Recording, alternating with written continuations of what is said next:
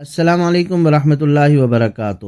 ناظرین، اللہ تعالیٰ نے تمام مخلوقات میں ہمیں یعنی انسانوں کو اشرف المخلوقات بنایا ہے، اور یہ ایک عظیم اعزاز ہے۔ جس طرح ہمارے نبی حضرت محمد صلی اللہ علیہ وآلہ وسلم اللہ تعالیٰ کے آخری نبی ہیں اور ان پر نازل ہونے والا قرآن مجید اللہ تعالیٰ کی آخری کتاب ہے، اسی طرح آپ صلی اللہ علیہ وآلہ وسلم کی امت بھی اللہ تعالیٰ کی آخری امت ہے۔ اللہ تعالیٰ نے اس امت کو بے شمار انعامات سے نوازا ہے۔ اللہ پاک ہم پر اتنا مہربان ہے کہ صرف شکر ادا کرنے پر وہ اپنی نعمتوں کو مزید بڑھا دیتا ہے۔ یہ ایک نیکی پر صرف 10 گنا نیکیاں نہیں عطا فرماتا، بلکہ کچھ خاص دنوں میں یہ اجر کئی ہزار گنا تک بھی بڑھا دیتا ہے۔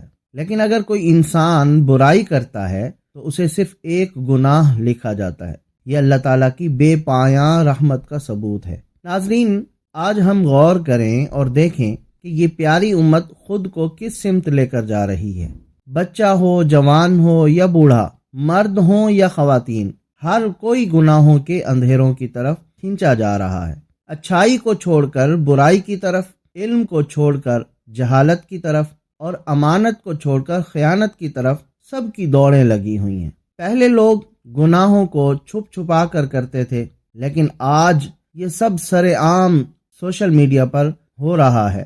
گھروں میں ناچ گانا عام ہو چکا ہے، اور سوشل میڈیا کے مختلف پلیٹ فارمز پر غیر اخلاقی ویڈیوز کا سیلاب آ گیا ہے۔ ہم ان فضول چیزوں میں اتنے مگن ہو چکے ہیں کہ وقت کا احساس ہی نہیں رہتا۔ حضرات، یہ سب آخر ہو کیوں رہا ہے؟ اس کی ایک ہی وجہ ہے کہ پیسہ، دولت اور شہرت۔ آج انسان کا مقصد صرف دولت کمانا رہ گیا ہے، چاہے وہ حرام کے ذریعے ہی کیوں نہ ہو۔ آپ کو کچھ مثالیں دیتا ہوں۔ حال ہی میں شادی کرنے والے رجب بٹ کی یوٹیوب، فیس بک اور ٹک ٹاک سے ماہانہ آمدنی 3 سے 4 کروڑ روپے ہے۔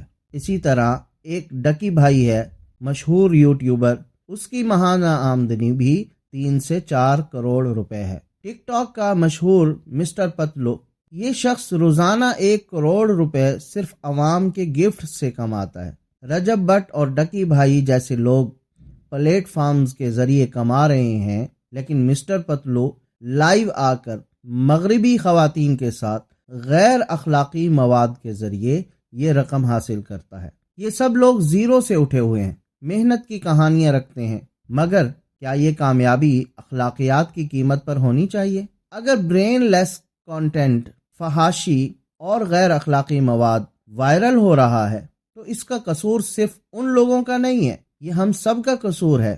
ہم دینی یا معلوماتی ویڈیوز کو نظر انداز کر دیتے ہیں اور برائی کو بڑھاوا دینے والے مواد کو بار بار دیکھتے ہیں۔ کبھی سوچا ہے اس سب کا انجام کیا ہوگا؟ ہماری نسلیں ایسی دلدل میں دھنس جائیں گی جس سے نکلنا مشکل ہو جائے گا۔ ہم اللہ کو کیا جواب دیں گے؟ ہمارے اعمال کیا ہیں؟ کیا ہم جنت کے مستحق ہیں؟ اللہ تعالیٰ قرآن میں فرماتا ہے، اے ایمان والو، اللہ سے ڈرو جیسا کہ اس سے ڈرنے کا حق ہے۔ حضرت عمر رضی اللہ تعالیٰ عنہ فرماتے ہیں، اگر مجھے پتا چلے کہ سب جنت میں جائیں گے سوائے ایک شخص کے تو میں ڈرتا ہوں کہ کہیں وہ ایک شخص میں نہ ہوں۔ ناظرین، یہ وقت خود کو بدلنے کا ہے۔ حالات تشویشناک ہیں، مگر امید ابھی باقی ہے۔ سوشل میڈیا کا مثبت استعمال کرنا چاہیے۔ بچوں کو اچھی اقدار اور دین کی تربیت دیں، اچھے اور فائدہ مند مواد کو فروغ دیں، وقت کی قدر کریں اور اسے ضائع ہونے سے بچائیں۔